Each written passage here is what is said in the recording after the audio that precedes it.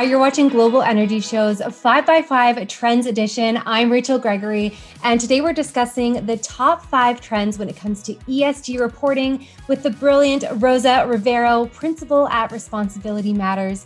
Rosa has led the development of ESG sustainability reporting for corporations across a variety of industries.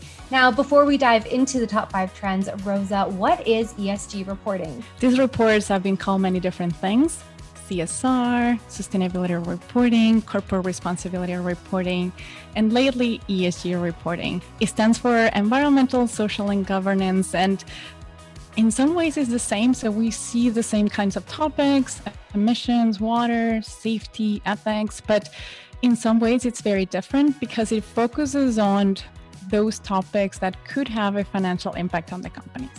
Thank you for explaining that. And so what are you seeing as the top 5 trends when it comes to ESG reporting? Number 5 is who has to provide these kinds of reports. With time, it has been like a ripple effect going down. So it has moved from very large to now medium and even small. We have clients that have 50 employees, so very small companies that still choose to report on their ESG impacts. On the private side, their shareholders, whoever they are asking for this kind of information, so they're starting to report. And then moving across industries, it used to be companies that were perceived to have a large environmental impact.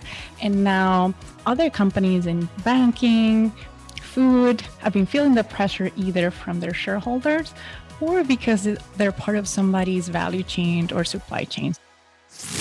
Trend number 4 is the audience of these reports. In the past, they were written for all stakeholders to make sure that they understood that the company was being a good corporate citizen. Reports now are being written for providers of capital.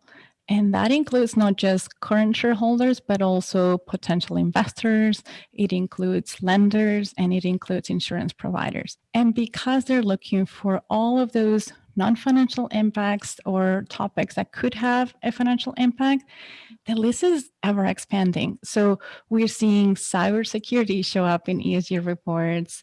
We're seeing diversity and inclusion. We're seeing tax strategy. So the list of things that was considered sustainability is getting longer and longer to reflect all these things that could have a financial impact.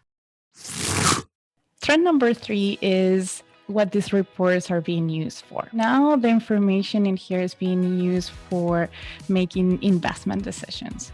So investors can take the information that is there and compare companies in the same sector to other companies. How are they performing? How are they managing risk? And because that's what these reports are being used for, the stakes are really high. Trend number 2 is a hyper focus on climate.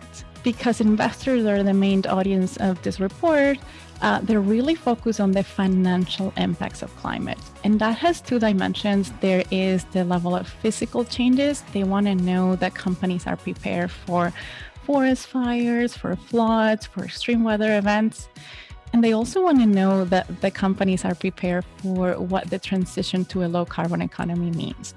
That might mean risk, it might mean opportunities, carbon taxes, it might mean changes in product demand.